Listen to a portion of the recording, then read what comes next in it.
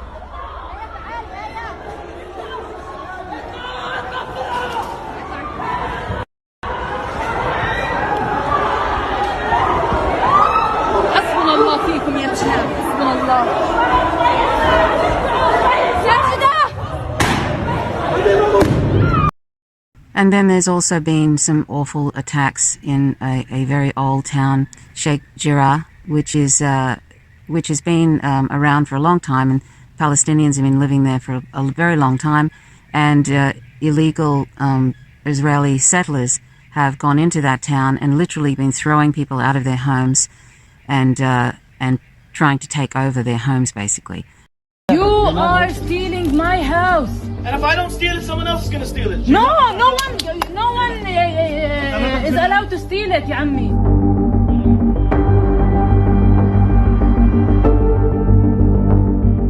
Jacob, you know this is not your house. Yes, but if I go, you don't go back. So what's the problem? Why are you yelling at me? I didn't do this. I didn't do this. But it's easy to yell at me, but I didn't do this. You are stealing my house.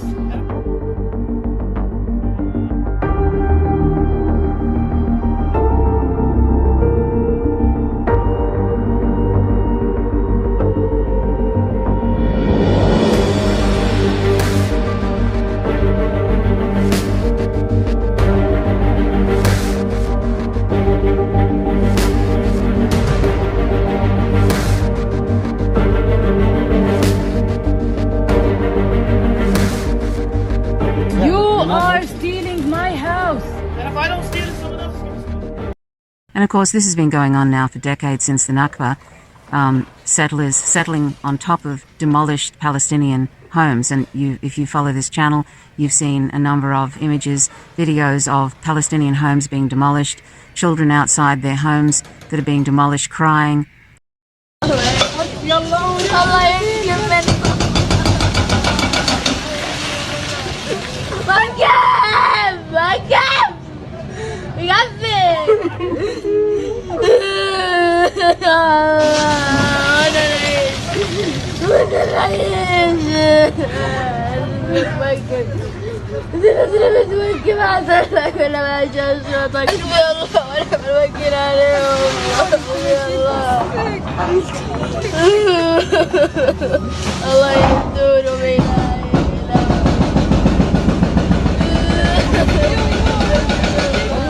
منهم من العرب الخونة تعطيتها الطوال هذول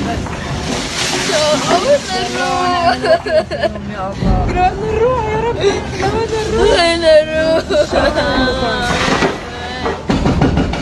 الله يسترهم إلهي تقواهم يا رب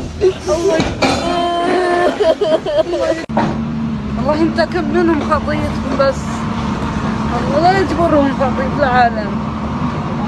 حسبي الله ونعم الوكيل فيهم ويعتعب الشباب والأطفال هذول الله لا يجبرهم ربهم. حسيبهم ربهم العرب الخون.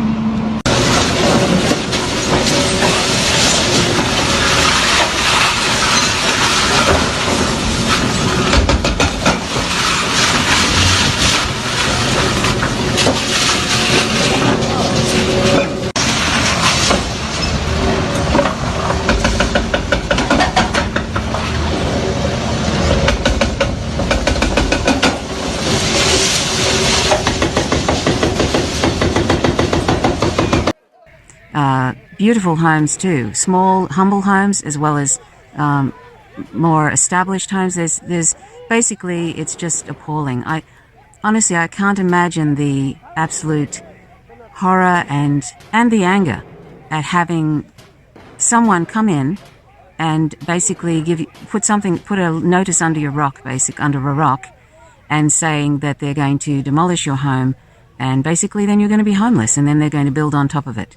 I couldn't imagine what that must be like if that happened to me. And this is just one of the many atrocities that is happening to Palestinians in this apartheid state. And even Human Rights Watch, which is oftentimes does the both sides type thing, and it actually sometimes props up US imperialist narratives about Syria and all that sort of thing. They actually have released a report. It's a 213-page report claiming that the Israeli government is committing crimes against Palestinians and that it is an apartheid state. And I think that apartheid is it's way worse than apartheid was at the height of South Africa. And they said it took them 2 years to do that report. I mean, I'm not sure how many reports they've done, but this has been long coming, and it's interesting that they've decided to do that. And from what I understand, their bureau chief was thrown out of Israel. This is the Human Rights Watch bureau chief had been thrown out of Israel because he was speaking out against the crimes of the state, basically against Palestinians. He was thrown out of Israel. So I think that probably also pushed that Human Rights Watch to actually do this particular report. That was maybe the last straw for them. I don't know, but I haven't been very impressed with them so far. When you follow them on Twitter with Kenneth Roth, who is on Twitter for Human Rights Watch, and they often prop up US imperialist narratives, but at least they've done this, which is very good, because the more this is exposed, the more this is not flying under the radar, the quicker it will come to an end. And of course it'll also come to an end with the boycott, divestments and sanctions, which is what helped apartheid in South Africa come to an end. And I'm old enough to know that that actually worked, and that there was a lot of cooperation internationally to bring an end to apartheid in South Africa. Unfortunately, in the case of Palestinians, and this has been going on for a very long time, the US has basically has these strong ties with Israel, because Israel does its proxy wars for the US in the Middle East, bombing Syria and all that kind of thing. And in return, the US empire gives Israel over $10 million every day to continue on their oppression of Palestinians, and also to do their proxy wars for the US. So it's a sort of it's a symbiotic relationship that the US empire has with Israel, just as there's a symbiotic relationship with Saudi Arabia, but that seems to be going a bit awry these days, and that's for another talk. So anyway, my heart goes out to the Palestinians having to put up with yet more violence, more outrageous stuff within their own mosque, at a time of Ramadan.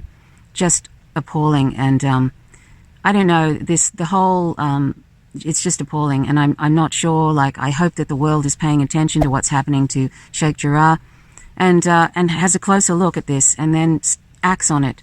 Basically acts to make sure that this comes to an end, and soon, because these people who are so courageous, Palestinians are so courageous, these people need to have a life. Their lives are completely dominated by a brutal ethno-supremacist state. Just brutal. And the answer to this is a one-state solution. It's not a two-state solution. The answer to this is a one-state solution where everybody lives there's equality for Palestinians and Israelis. That is the answer. The two-state solution is dead because there's been so much settlement happening that there's hardly anything left now. and there needs to be an end to the blockade on Gaza. Those people are trapped basically there, and COVID is running rampant. They're running out of oxygen in Gaza. I mean, it's appalling. The Israeli government is practicing medical apartheid with the Palestinians. Hardly any of Palestinians have been vaccinated. And when you're an occupying force, you are supposed to look after the people you're occupying. I don't know how that works, since they're executing them left and right, and just basically this apartheid state is just appalling. So anyway, I'll show you a few more of those videos if I haven't already, that what's been happening in Sheikh Jarrah. And having big dreams, this is what you wanted?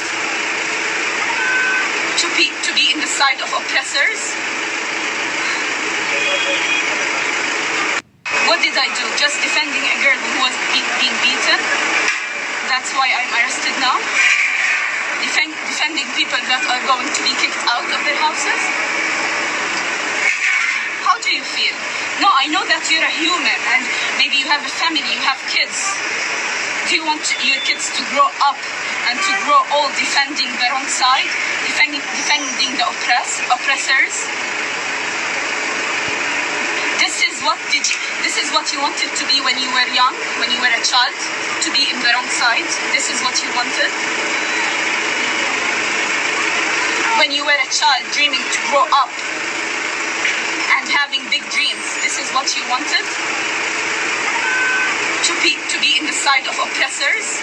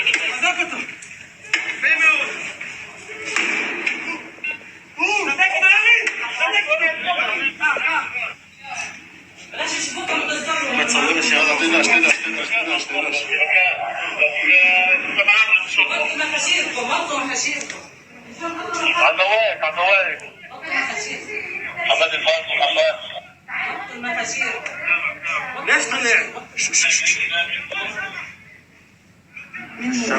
هذا كان نص العيادة عندنا. والله كان بالعيادة. ليش ما تطلع؟ شو ما تطلع؟ اللي كان في العيادة. اللي شاف أخوه. اعتقد شاف. العزل هنا في مسجد الشوار اليوم قنابل بمجسم قبة الصحراء المشرفة التي أطلقها هذا الجيش على الشباب العزل في أقصى الخليج.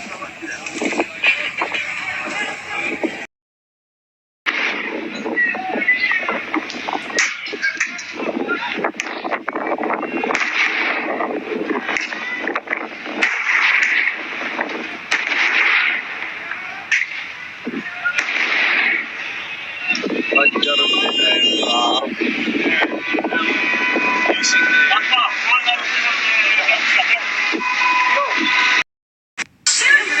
علي حسبي الله عليه يشل ايديكم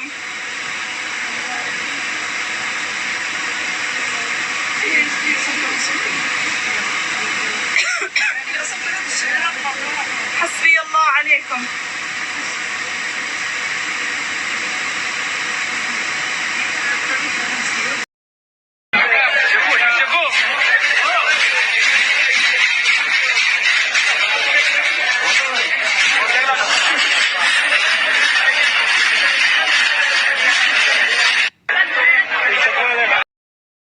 And if you can watch Gaza Fights for Freedom, which is at gazafightsforfreedom.com, or is it .org?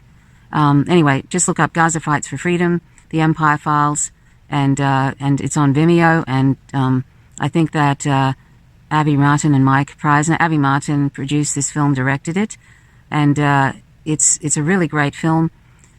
And I think they've made it free now, because to support Palestinians or whatever. It wasn't very much to begin with, but now I think it's free. So you can go and watch it for free at gazafightsforfreedom.com. I think it's .com.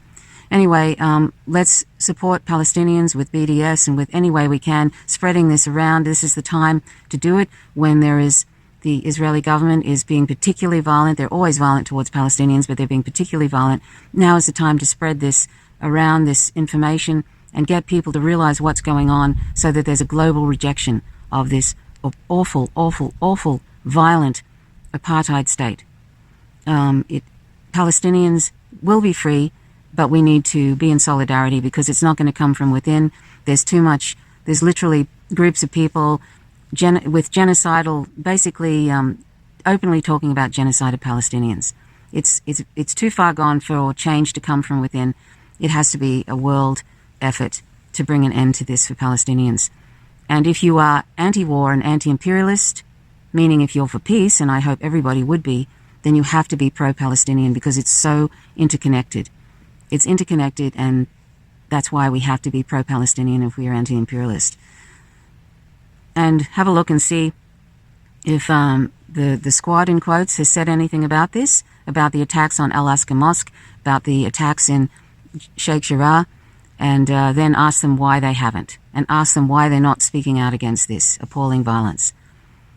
It is important that that we expose these so-called progressives if they're not speaking out against this violence, because as most of you would be aware who watch this channel, AIPAC, which is the Israel lobby, is very supportive of and financially supportive of a lot of candidates, a lot of representatives in Congress, a lot of senators, etc. And so that's why a lot of people are silent, and also because most people are silent about the wars who are in the Democratic Party. That is one thing that is verboten. You don't speak out against the wars. That's the general idea there. So anyway, so many reasons to leave that awful party.